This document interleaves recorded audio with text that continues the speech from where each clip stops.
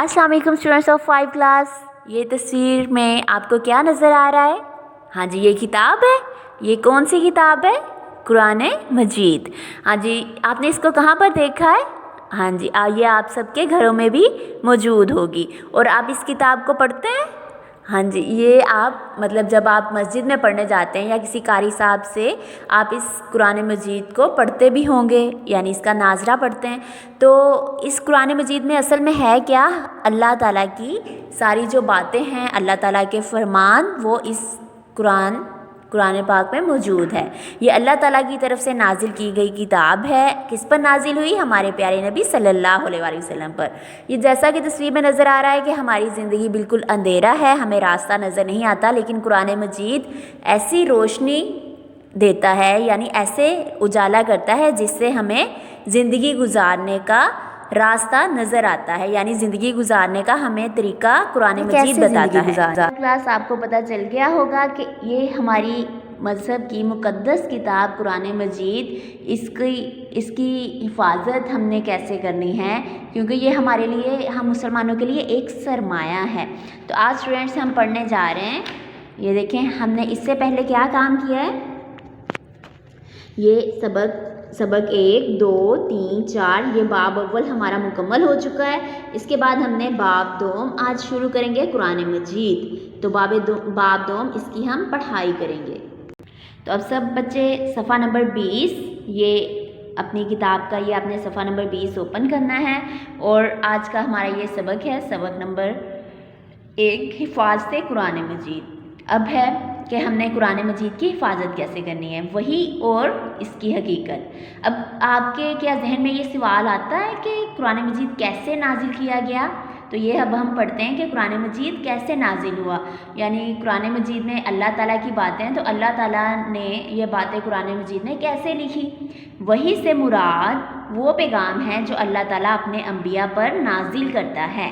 वही क्या होता है प्यारे बच्चों? वो पैगाम जो अल्लाह ताला अपने अंबिया पर नाजिल करता है। कुरान मजीद भी हज़रत मोहम्मद सल्लल्लाहु अलैहि वसल्लम पर वही के ज़रिए से नाजिल किया गया। आप सल्लल्लाहु अलैहि वसल्लम पर सबसे पहली वही गारे हिरा में नाजिल हुई। कहाँ पर नाजिल हुई? गारे हिरा में। ये आपको मैं तस्वीर इसकी दिखा देती हूँ। ये देखें, ये गारे हिरा, यानी ये पहाड़ के अंदर एक रास्ता था जिसमें आप सल्लल्लाहु अलैहि वसल्लम इबादत किया करते थे, अल्लाह ताला की इबादत किया करते थे। ये पहाड़ है, पहाड़ के अंदर जो एक रास्ता है, इसका नाम क्या है? गारे हिरा। ये देखिए, यहाँ पर आप सल्लल्लाहु अलैहि वसल्लम पर पहली वही नाजिल हुई। और कौन सी थी ये? कौन सी पहली वही थी? यानी अल्लाह ताला की तरफ से जो पहला पैगाम आया है, अल्लाह ताला ने जो अपने बंदों से पहली बात की है, वो कौन सी की है? ये हम आगे ये पढ़ेंगे। तो आप सल्लल्लाहु अलैहि वसल्लम पर सबसे पहली वही कहाँ नाजिल हुई? गारे हिरा में नाजिल हुई। ये वही हज़रत जिब्राईल अलैहिस्सलाम लेकर आए। जिब्राईल अलैहिस्सलाम कौन है? अल्लाह ताला के फरिश्ते हैं। तो पहली वही में सूरतुल अलक, कौन सी सूरत स्टूडेंट्स? सूरतुल अलक की पहली 5 आयात नाजिल हुई। आयात और इनका तर्जुमा दर्ज झैल है। हाँ जी, यहाँ पर अब हम ये पढ़ेंगे इकरा। इकरा का मतलब है, सब बच्चे मेरे साथ पढ़ें, बिस्मिल्लाहिर्रहमानिर्रहीम। इकरा पढ़ो, बिस्मि रब्बिकल्लाज़ी खलक। ए नबी सल्लल्लाहु अलैहि वसल्लम अपने रब के नाम के साथ, खलक जिसने पैदा किया, खलकल इंसाना जिसने इंसान को पैदा किया, मिन अलक जमे हुए खून से। अलग का क्या मतलब है? जमे हुए खून से। अब पहली देखें, पहली आयत, पहली वही क्या है? पढ़ो, यानी पहला हमारे लिए लफ्ज़ ही क्या कहा गया है? हम मुसलमानों से, तमाम लोगों से कहा गया है कि पढ़ो अपने रब के नाम के साथ जिसने पैदा किया, जिसने इंसान को जमे हुए खून से पैदा किया। इकरा व रब्बुकल अकराम, पढ़ो ए नबी सल्लल्लाहु अलैहि वसल्लम, और आपका रब बड़ा करीम है। अल्लाज़ी अल्लमा बिल कलम, जिसने कलम के ज़रिए से इल्म सिखाया। हाँ जी, ये देखिए, पहली वही में ही इल्म की अहमियत बताई गई है। अल्लमल इंसान मालम यालम, जिसने इंसान को वो इल्म दिया जिसे वो ना जानता था। यानी ये पहली ही वही में हमें ये नहीं कहा गया कि नमाज पढ़ो, रोज़ा रखो حج کرو، زکوٰۃ دو، کوئی ایسا حکم نہیں دیا گیا۔ کس بات کا حکم دیا گیا ہے؟ علم حاصل کرنے کا حکم دیا گیا ہے۔ تو یہ پہلی 5 آیات ہیں کون سی سورت کی؟ سورۃ العلق کی۔ اس کے بعد ہے کیا آپ جانتے ہیں جن کتابوں میں قرآن مجید کی تشریح اور وضاحت بیان کی جاتی ہے ان کو تفسیر کہتے ہیں؟ کیا کہتے ہیں پیارے بچوں؟ تفسیر۔ اردو زبان میں چند مشہور تفاسیر درج ذیل ہیں۔ کون کون سی تفسیر ہے؟ یعنی جس میں قرآن مجید کا جو ترجمہ ہے اس کی وضاحت کی جاتی ہے، اس کی تفصیل بتائی جاتی ہے، وہ کون سی تفسیر؟ تفہیم القرآن، معارف القرآن، ضیاء القرآن، تدبر القرآن۔ اس کے بعد ہے قرآن مجید کی حفاظت۔ دیکھیں جیسے قرآن مجید نازل ہوا اس کو کیسے پھر لکھا گیا، کیسے ہم تک پہنچا، ابھی بھی مطلب یہ اتنے صدیوں پہلے قرآن مجید کو نازل کیا گیا لیکن ابھی تک ان کی آیات ہمارے پاس محفوظ ہیں۔ تو حفاظت قرآن مجید کو کیسے محفوظ کیا گیا؟ نبی اکرم صلی اللہ علیہ وآلہ وسلم نے نزول قرآن کے ساتھ ہی اس کی حفاظت کا اہتمام ان طریقوں سے فرمایا۔ یعنی اب دیکھیں حضرت جبرائیل علیہ السلام نے جیسے ہی یہ آیات پڑھی ہیں ان کو کیسے لکھا گیا، کس نے لکھا، کیسے محفوظ کیا ہے، یہ ادھر سے یہاں سے ہمیں پتہ چلتا ہے۔ جب کوئی سورت یا آیت نازل ہوتی تو آپ صلی اللہ علیہ وآلہ وسلم صحابہ کرام رضی اللہ تعالیٰ عنہم کے سامنے اس کی تلاوت فرماتے، وہ اس آیت کو زبانی یاد کر لیتے۔ بہت سے صحابہ کرام رضی اللہ تعالیٰ عنہ کو مکمل قرآن مجید حفظ تھا، یعنی زبانی یاد تھا، جیسے وہ اس آیت کو ساتھ ساتھ وہ یاد کر رہے تھے صحابہ کرام۔ نبی اکرم صلی اللہ علیہ وسلم نے کچھ صحابہ کرام رضی اللہ تعالیٰ عنہم کو وحی لکھنے پر بھی مقرر کر رکھا تھا، یعنی جو وحی کو لکھتے تھے۔ اس وقت قرآن مجید کی آیات پتھر کی سلوں، جیسے آج کل آپ کے پاس نوٹ بک ہے، پین ہے، تو تب ایسی چیزیں نہیں تھیں، تب اس سے مختلف چیزیں تھیں۔ کون سی چیزیں تھیں؟ پتھر کی سلوں، کھجور کے پتوں، لکڑی اور چمڑے وغیرہ پر لکھی جاتی تھیں، کیونکہ اس وقت کاغذ ایجاد نہیں ہوا تھا، تو اس لیے ان چیزوں پر یہ دیکھیں کون سی چیزوں پر؟ پتھر کی سلوں، یعنی جو پتھر کی سلیٹ ٹائپ ہوتا ہے، تو پتھر کی سلیٹ، تو کھجور کے پتوں، لکڑی اور چمڑے وغیرہ پر لکھی جاتی تھی قرآن مجید کی یہ آیات۔ وہی لکھنے والوں کو کیا کہتے ہیں؟ وہی یعنی جو اللہ تعالیٰ کی طرف سے جو حکم آتا تھا، جو پیغام آتا تھا، وہ کیا کہلاتا ہے؟ وحی کہلاتا ہے۔ تو وحی لکھنے والوں کو کاتبین وحی کہتے ہیں۔ کیا کہتے ہیں؟ کاتبین وحی۔ اب قرآن مجید ہی اللہ تعالیٰ کی نازل کردہ واحد کتاب ہے جس کا ایک ایک حرف محفوظ ہے، یعنی جس کا جیسے قرآن مجید نازل ہوا آج بھی انہی الفاظ میں ہمارے پاس محفوظ ہے۔ جس طرح یہ کتاب حضرت محمد صلی اللہ علیہ وسلم پر نازل ہوئی، ٹھیک ٹھیک انہی الفاظ میں آج بھی محفوظ ہے، یعنی اس کے الفاظ میں کوئی تبدیلی واقع نہیں ہوئی۔ حالانکہ قرآن مجید سے علاوہ آسمانی کتنی کتابیں نازل ہوئی ہیں؟ آپ کو پتہ ہوگا 4 کتابیں تھیں نا، تو ان 4 کتابوں میں سے صرف قرآن مجید ہے جو اپنی اصلی حالت میں آج بھی محفوظ ہے۔ اور اس کو کیسے محفوظ کیا تھا؟ پہلی بات یہ کہ صحابہ کرام اس کو زبانی یاد کر لیتے تھے، اور دوسرا اس کو لکھ لیا جاتا تھا۔ کس پر لکھا جاتا تھا؟ یہ آپ نے پڑھ لیا ہے۔ اس کے بعد ہے آپ سب اسٹوڈنٹس تلاوت قرآن کے آداب، یعنی جب آپ قرآن مجید پڑھتے ہیں تو ہمیں کون سے آداب کا خیال رکھنا ہوگا؟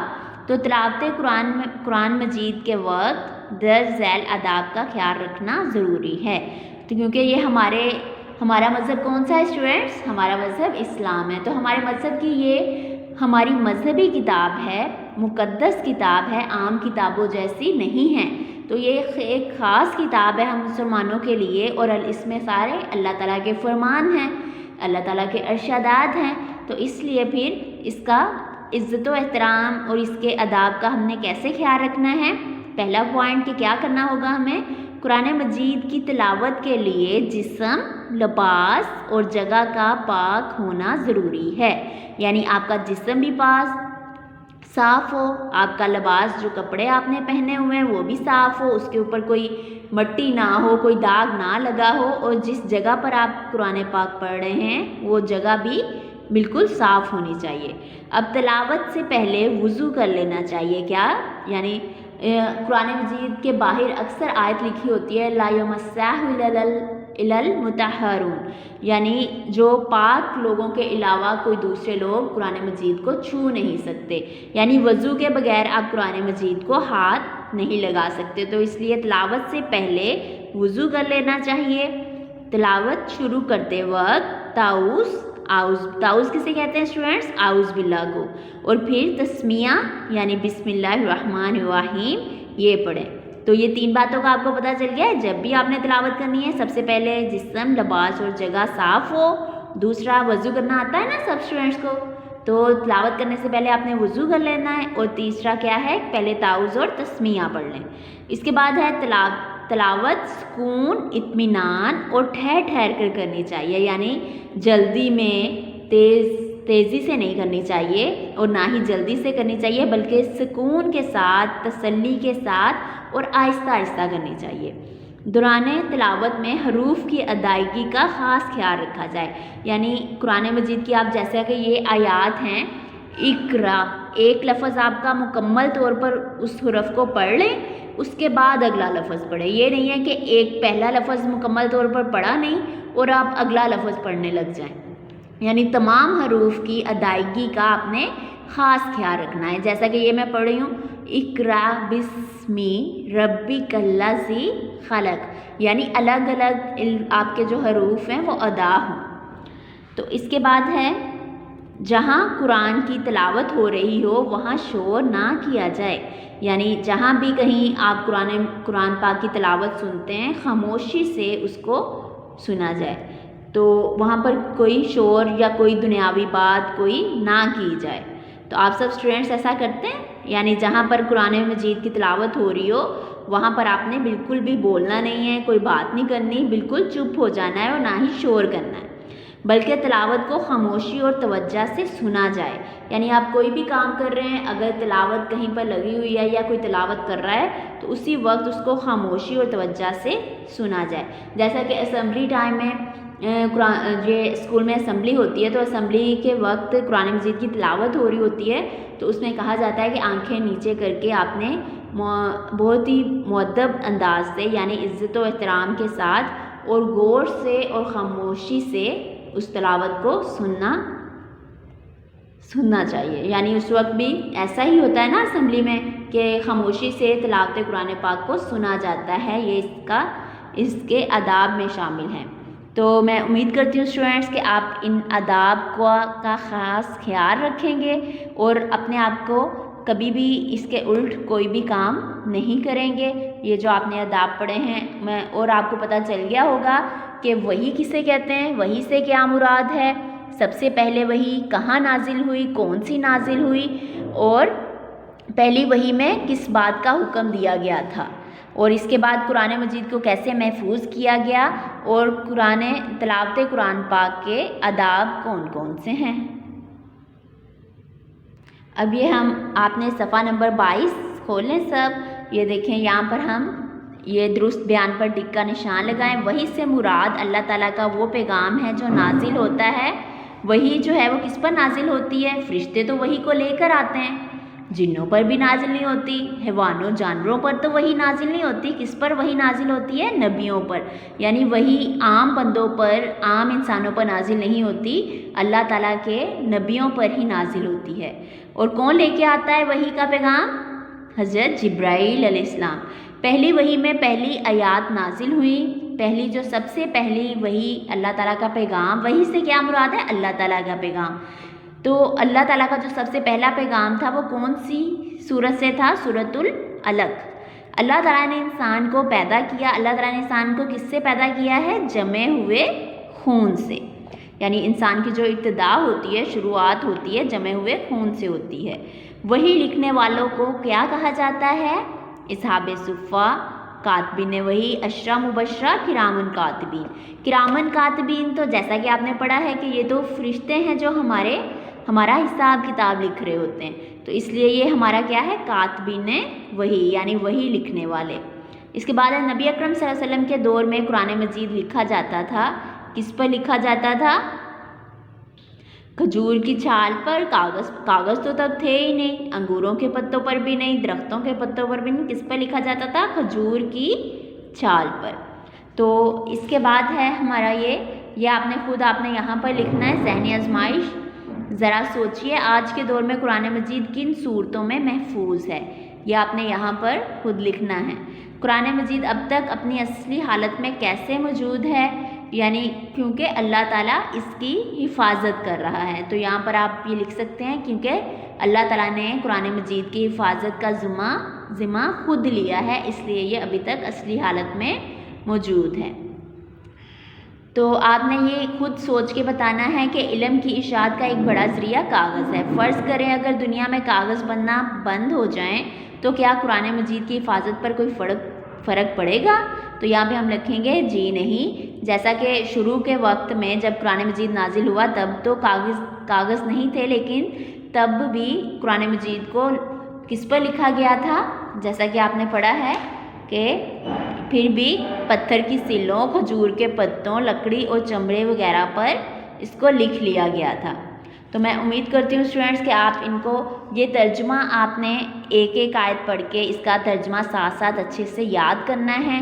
اس کی عربی بھی آپ کو زبانی آتی ہو اور اس کا ترجمہ بھی آپ کو زبانی آتا ہو۔ تو اس کے بعد ہم اگلی ویڈیو میں ملیں گے اور اللہ حافظ۔